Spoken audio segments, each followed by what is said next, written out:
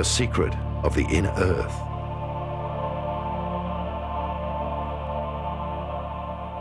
Like the human being, the planet itself also has dimensions. These 7 bodies are 7 main energy gates, also called chakras or sun gates. They are the activation gates.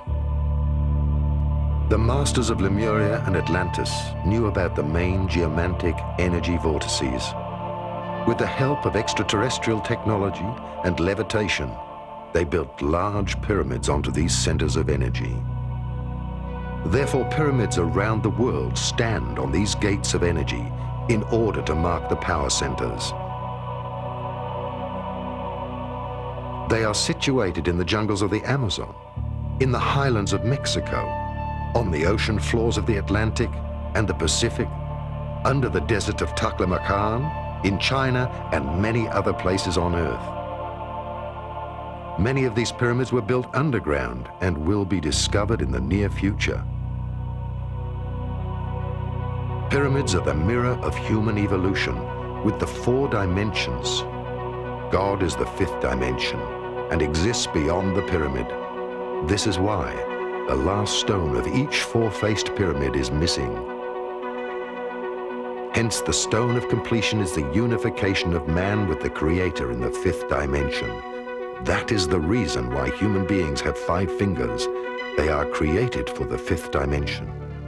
The reality of massive engineering tools in Egypt, of course, is something that is not presently known.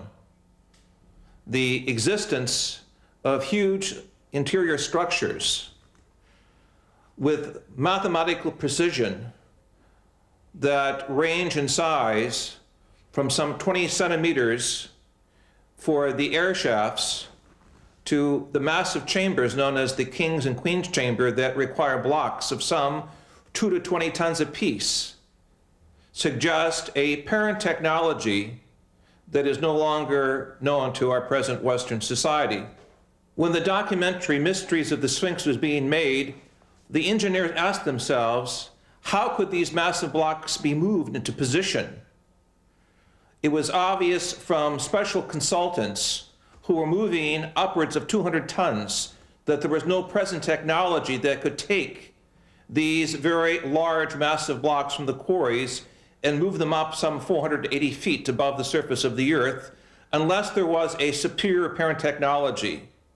In talking with specialists in hypersonic vibrations in New York and Chicago, it was suggested that a type of vibratory source, perhaps a 1/4 of a mile in length, would have to be necessary as some airborne platform that would require the vibratory mechanisms necessary to move these large blocks into place.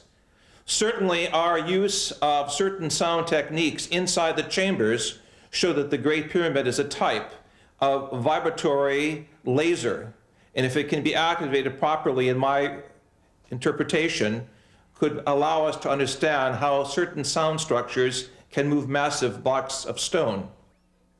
The high priests used the pyramids as initiation temples because the energy inside the pyramids was so powerful that students or neophytes, through meditation, were carried into a different dimension of consciousness.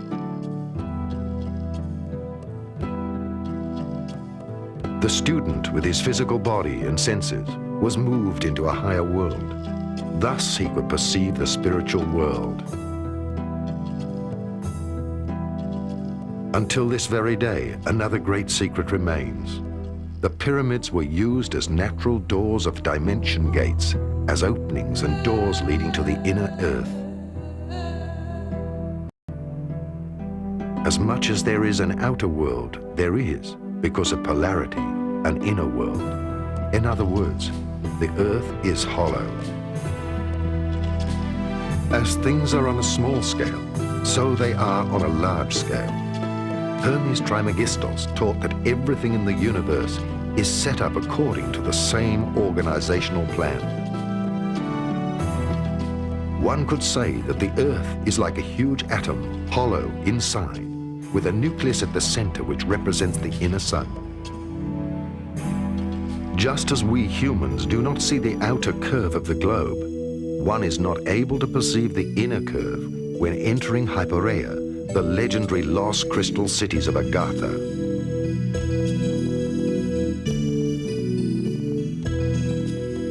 The initiated were able to get in touch with the civilizations of the inner Earth through gates. Until the sinking of Atlantis, this was general knowledge.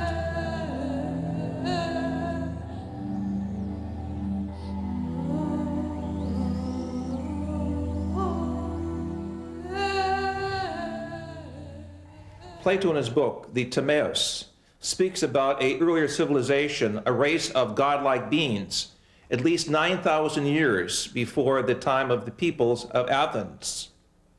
He also speaks of how the great historian Solon refers to Egypt as a colony of Atlantis.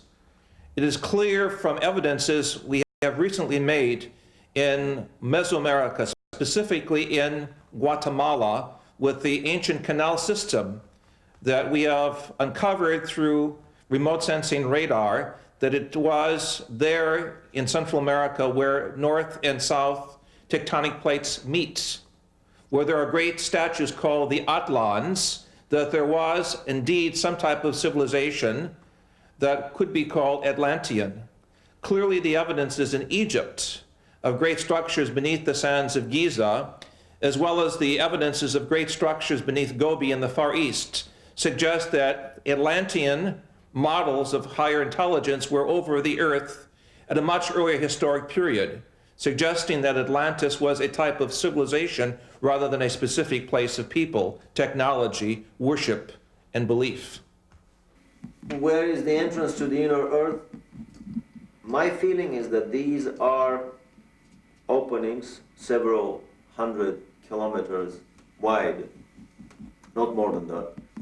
One on the North Pole, one on the South Pole. They may exist in a different dimension. They may be made visible at will or from time to time, depending on certain cosmic and terrestrial conditions. These are more of speculations. However, I know for sure that, for example, polar flights are forbidden to fly straight over the pole. They always deviate away. After a very suspicious crash of a New Zealand airliner, chartered airliner in late 70s, early 80s, that was supposed to fly over the South Pole looking for the opening of the inner Earth. After Atlantis, only a few native Indians on the Amazon River and the Hopi Indians knew of the entrances to huge underground cities. They reported that shortly before the cyclical end of humankind, the seed for the next humankind was brought to safety in the inner earth by beings, human beings with white and bluish skin and golden angelic hair, who traveled in flying saucers from the inner earth. Last century, various scientists searched for the pole openings. Accordingly, the South Pole is supposed to be the head chakra of the Earth and have an enormous pole opening. The North Pole would be the root chakra. During this century, two great efforts were made to find these pole openings and to make contact with the extraterrestrial races who built the underground cities within the Earth. The first expedition was led by Admiral Byrd before the Second World War. The second was carried out by the secret Tula organization, which pulled the strings behind the Nazis. Both expeditions were successful. Byrd discovered the pole openings during an expedition for the USA.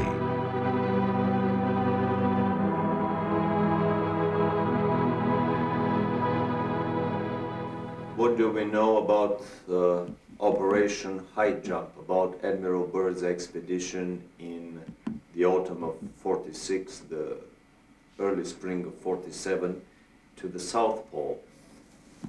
This is an expedition that has been almost forgotten, and it's very hard to come up with any information about it.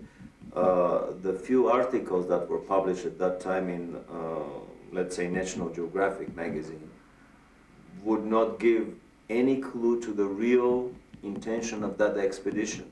However, recently we discovered a unique documentary film in color, 1 hour long, made by the US Navy. It was a massive naval operation that involved an aircraft carrier, several battleships, an armed submarine, and probably another 20 supply and battleships. It involved 4,000 troops, US troops, and the rumor is that there were also British and Russian contingents within these 4,000 troops. It was a massive naval operation. It was not, as it has been presented to the public, that it was a peaceful expedition to explore the natural resources of the South Pole. They descended to Little America, which is the place of the previous Admiral Byrd landings on the South Pole. And then they started a massive overflight over the whole area of the South Pole, trying to locate the German base that was established there almost 10 years earlier. The Germans started somewhere in 1936-37, seriously exploring the South Pole. And by the time the war ended, the rumor is that they have established a massive underground colony with at least 100,000 scientists, researchers, elite SS troops, children from Hitlerjugend, young boys and girls that were to become the seed of this new and colony that was to be built under the principles of the super race selection. In our research in Africa, the Far East, and in the mountains of South America, we have come across statuary of very grotesque beings who, according to the Indian and shamanistic tradition, went into the earth at a time of a great cataclysm. If we take Atlantis as a model for survival, it is clear in the folklore and literature of the major continents of our planet that some of the races went into the earth. And I brought with me from Africa pictures of these grotesque serpent-like beings. Many of them correspond to the extraterrestrial reports and photographs of some of these so-called snake people or serpent people. It is very clear also that there was the survival of the ancestry of the Adamic race referred to in our scriptures, as well as in the teachings of the Hungarian and German people that came out of the Gobi area.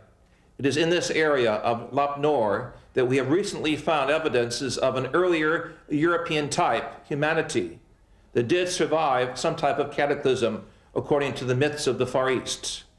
We have thus in our tradition a vast folklore, anthropology, and cosmology that connect the peoples of this planet with that of other worlds.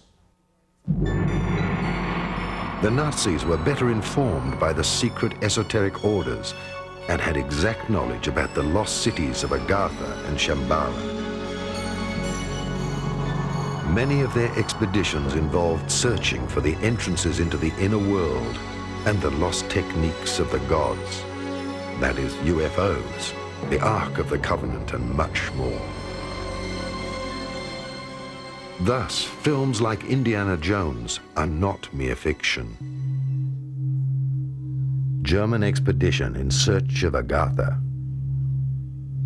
Some esoteric correlations of the 19th century and of the Third Reich are hidden nowadays under a veil of the past. Thus, only some isolated relationships can be uncovered. For a while, Dietrich Eckart lived at the foot of the mountain Untersberg and was initiated into the medieval mysteries and into the legends of caves.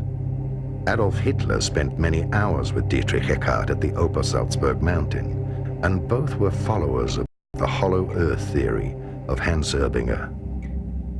The Untersberg was already considered by the Templars to be a volcano with an access to the inner earth and to the legendary hollow world. Thus, there are stories of the disappearances of people in the Untersberg and how, 60 years later, the same people surfaced without having aged. Other German legends deal with the myth of the end of the world.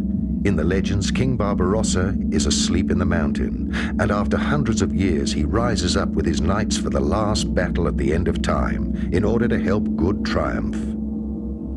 I'm speaking now as a scientist. I do not want to confuse subsurface temples and grottos and structures of civilizations that go down approximately a mile or two from the surface of the earth with the so-called inner earth theory.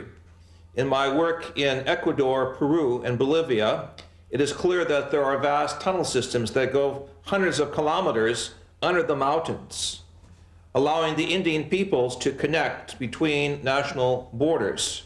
We know also between Mexico and New Mexico in North America that the Indians have a subterranean system of corridors that allow the tribal federations from North America to meet, even privately, without notifying the American or Mexican authorities. Clearly, these structures are there as a result of some type of volcanic activity or catastrophic event some 28 million years ago, as we have measured in areas of North Mexico, where the surface of the earth changed, allowing volcanic openings and porous materials to construct, as it were, underground cavities. Into these cavities, members of the human society found shelter from the noxious poisons and gases and orders of destruction that took place rather suddenly. If we look at our planetary system, there is an obvious grid of underground cavities, from the areas of the Gobi areas of Central Asia to the areas of Malta in the Mediterranean to areas even of the mountains of Untersberg in Central Europe, Mont Blanc, Jungfrau, to areas we have specifically worked with seismology in central North Mexico, and also areas of the Andes. Peru, Ecuador, and Bolivia in particular have underground structures that run for hundreds of kilometers. In Southeast Asia, we know that these structures also exist in the areas of Sumatra, Borneo, and Indonesia. Clearly, throughout the world, there are major areas which seem to be contact points with parallel evolution. Dietrich Eckart shaped Hitler's thinking more than we can imagine today. He also directed him towards a mediumistic education and showed him how to make contact with the spiritual world, in particular with the Germanic gods and the ancient Hyperia people from Agartha. Thus, the leader became a guided one who communicated with the spiritual world and the masters of Agartha. Only when he had developed these mediumistic attributes to the full did Dietrich Eckart propagate the idea of a leader, Führer, in the Tula Society and in the popular esoteric circles.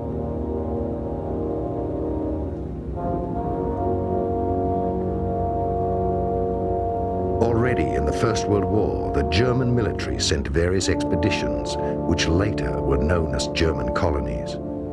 Some esoteric followers, like General Ludendorff, who had access to the foundations and connections to the secret orders and castles, supported the expeditions and their search for the lost cities and treasures of the old Atlantean high cultures. In the early 20s, in a privately financed expedition, Edmund Kiss explored various regions of South America and discovered a wide-ranging system of caves with an opening to the inner earth. The different esoteric societies with their secret orders, country estates, and later also their castles were the meeting points of the esoteric elite, which saw itself as guided to resurrect the old knowledge of Atlantis and of the Indo-Germanic prophecies. The society that dealt with the lost technology of the gods and their impelling force was the so-called Friel Society. This society collected all the information dealing with the technology of polarity and levitation. When the National Socialists came to power and the old leagues and alliances had accomplished their duty, the esoteric followers of the time began to carry out their expeditions at the state's cost.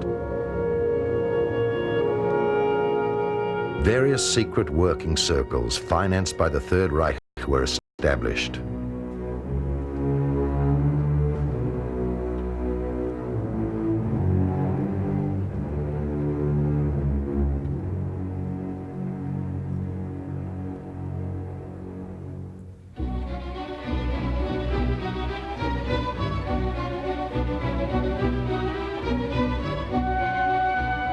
The committee of the group, Heirs of the Ancestors, was concerned with the study of races, and some high esoteric followers were contracted to investigate the past of the Aryan race with ordinary archaeologists and scientists. Many Third Reich expeditions were initiated through the orders and foundations. Edmund Kiss went for the second time to South America with an elite group of scientists and the latest technology in order to find and enter into the inner earth and Agartha. Allegedly, they found a spaceship from Atlantis in one of the bigger caves.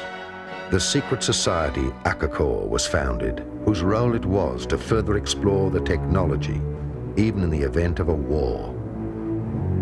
In the 80s, was ARD television correspondent Karl Brugger killed because he had published a book which alleged an active role of this same society up to the present day?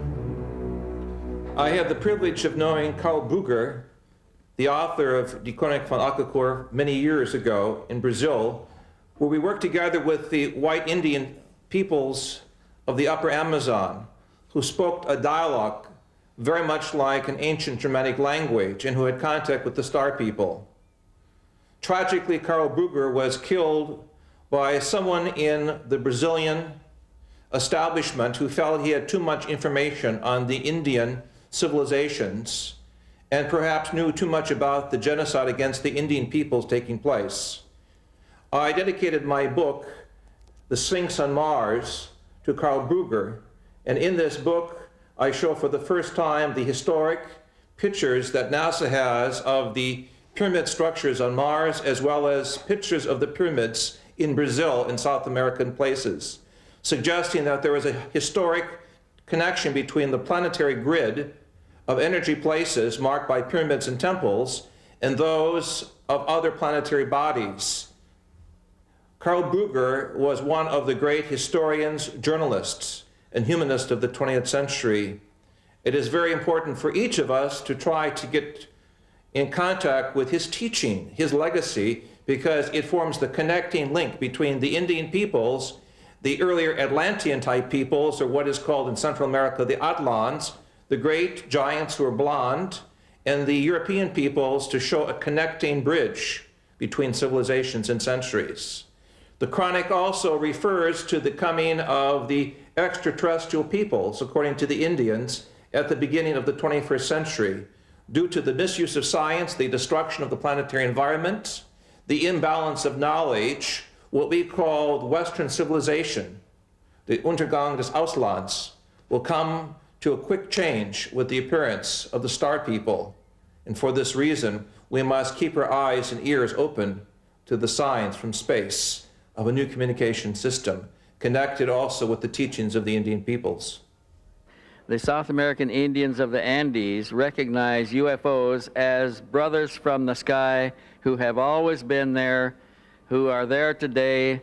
They are not any more unique than an airplane, an airliner flying overhead with passengers aboard. To them, the brothers from the sky have always been there. They do make contact with the Indians, and they do treat people in remote areas where they cannot get to doctors. They heal them, they treat them medically, they interact with the Indians and with primitive people, both in the high plains and the mountaintops and in the deep jungles. So when we began asking about these brothers from the sky, we discovered stories about such contacts everywhere. And in the course of one of these stories, we were introduced to an Indian from the upper Amazon. I think his name was Akunta, but I am not sure at the present time, who offered to take us back into a civilization that he came from that was primarily based on a European culture that was transported there or transposed there sometime about the end of World War II, and they had taken scientists and scientific research underground in an area in the upper Amazon where they had succeeded in developing disc-shaped aerial vehicles that they could use to go all over the world with. The society was, this Indian called the society Akakor. He said that he had guided a German researcher by the name of Brugger, and I think his name was Martin Brugger, B-R-U-G-G-E-R, who was actually taken to the city and was afforded an opportunity to meet with some of the Europeans there. That Indian tribe in that area has many blue-eyed, blonde-haired Indians, and they appear to be descendants of a Germanic a group of people that were taken there sometime in the middle 1940s. And now they have produced children and they are young adults, and a society is flourishing there that is advanced over the contemporary societies around them by substantial degree. We can take you back there. There is a man who lives in that area. His name is A.J. Gaviard, who will be willing to introduce us to either the Indian that guided Martin Brugger or other Indians from the same tribe who may be willing to take us back far enough to meet some of the members of that society. It's operated as a closed society. They do not come out down the river and enter Western civilizations. When they come out in their spacecraft and pick up what they need and take it back into the society, and they live in a closed environment, pretty much protected by the wilderness of the jungle itself. So it's possible to go back and further investigate the evidence of the existence of Akakor at any time. We can produce people who can do this. We can look at Mr. Brugger's evidence that he published, which was the result of his own research. But I personally am convinced that this society exists, that they have circular disc-shaped craft, that they fly and operate them there, and perhaps some of the disc-shaped craft that we are discovering in the reports of the Indian aboriginals of the highlands, the upper plateau there, may be some of the vehicles from Akakor. We also know that many of the vehicles that they describe are not from Akakor, that they come from elsewhere. Some of them are extraplanetary. They come from beyond this planet, and they have unique technologies, and they have human beings aboard who are quite different and quite advanced over the contemporary humanity of Earth today. These humans are interacting with the natives down there also, and there is substantial evidence that these extraterrestrial races are directly connected with the earlier civilizations of Tiwanaku, of the Olmecs, of a number of the other earlier civilizations in South America at a time before the last cataclysmic disturbances that changed all the society and reduced it to savagery once more. A further expedition was sent to the South Pole, Expedition Schwabenland, in order to find the land with no ice and to explore the access to the inner Earth.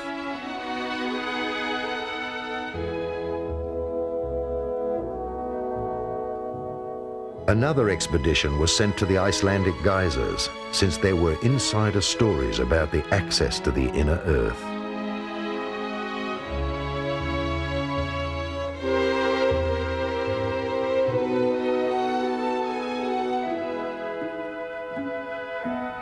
And another expedition was organized by Sven Hedin to the Taklamakan Desert in Tibet in order to find traces of the old culture of Urd.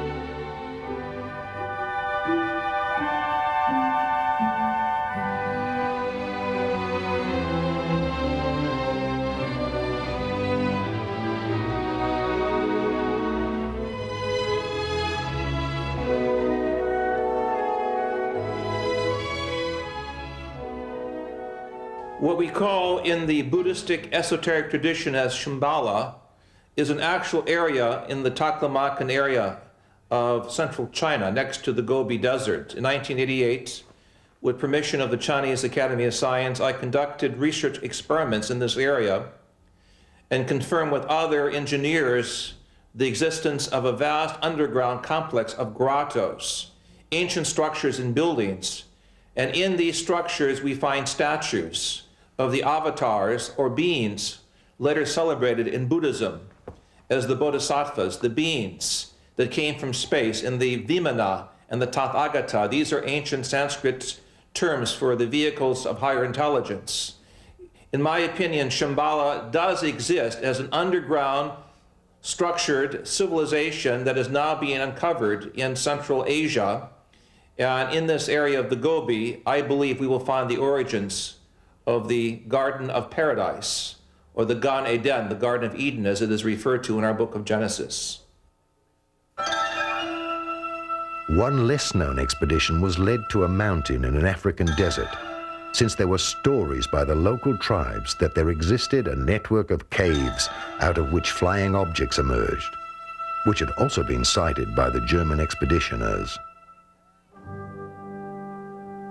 Under the cover name Wielandschmied, all the information about the technology of the inhabitants of the inner Earth, or extraterrestrials, was gathered, and through the SSE-4 was passed on to the engineers of the weapon industry in order to develop the new technology.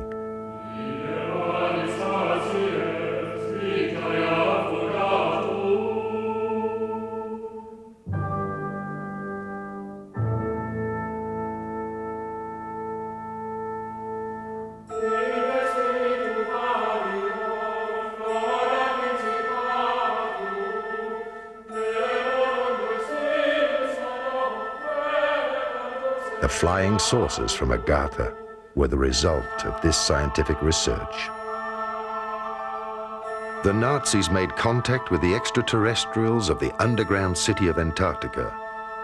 They received technical support and instruction for building flying saucers with levitation drives, similar to those used on Venus.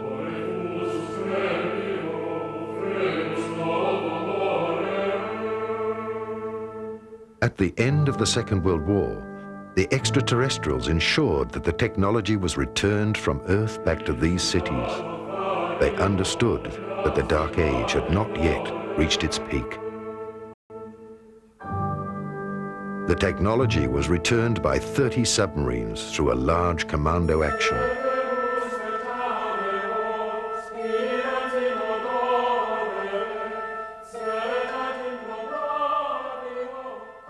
Okay, let's pick up the scenario. We were originally talking about the spiriting out of the two spacecraft out of Berlin before the Allies arrived.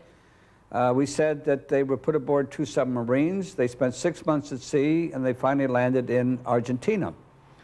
Now, from that point, they were taken into Antarctica, into a section of Antarctica called Queen's Maud's Land.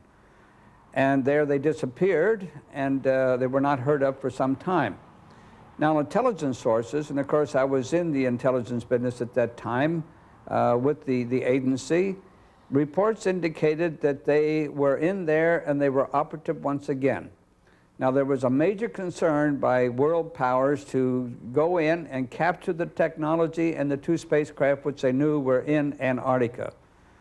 And the intelligence reports indicated that one known as Admiral Byrd was to be recommissioned, and he was to be sent in there to retrieve the two saucers and also the technology and personnel associated with it. Later reports indicated that Admiral Byrd was given 8 months and unlimited funding to go in and pull this thing successfully off. But we also know that within 8 weeks he was totally defeated. Now, the supposition at that point was that there was an advanced civilization and technology, most probably alien. There were with the Third Reich and the SS who was in Antarctica, and that those great and developed technologies were used to defeat Admiral Byrd. And of course, as it turns out, even to date, they're still there. We never did successfully get them. The stories that I have uncovered about the inner Earth is that very early on in the history of the Third Reich, the Nazi elite, and especially Hitler, were trying to establish contact with the civilization living in the inner Earth, which was considered an Aryan civilization of a lot more advanced nature than their brothers, lost brothers living on the surface of the planet. The Thule Society carries the name of the former capital of that civilization, someplace around present-day Greenland, before the previous polar shifts and before Greenland became under ice. Two expeditions were made in the late 30s, early 40s, one attempting to enter the North Polar water opening with a submarine, which proved unsuccessful. A second attempt was made to enter the land opening on the South Pole with an anti-gravity cigar-shaped device, basically a small prototype probably of the giant Andromeda space station that was developed later on by the SS, and it proved successful. The most interesting story is the one that I heard by an American living in Florida who claims to have spent 2 months in the city of New Berlin. This is a city that was developed into the inner earth, and a part of the Germans from the South Polar colony were admitted by the inner earthlings and were allowed to build that city there. Very strict admission procedures, no previous SS members, no previous concentration camp guards and so on were admitted. The rumor is that the present-day city of New Berlin is about 2 million people of population, that they have built there most of the buildings that Hitler's personal architect, Spee, was planning to build. They're traveling on Icelandic passports.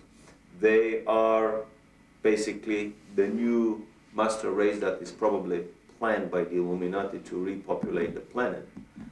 And there is even a rumor that there is a New Berlin embassy in Washington on an unmarked floor of a high-rise building. You probably punch a code on the elevator buttons, and when the elevator stops on that floor and the doors open, you see the sign of New Berlin in the lobby.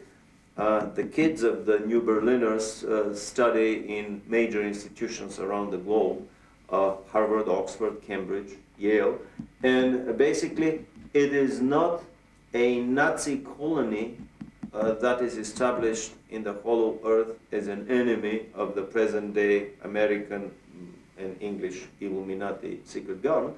On the contrary, it is just basically the other side of the same coin.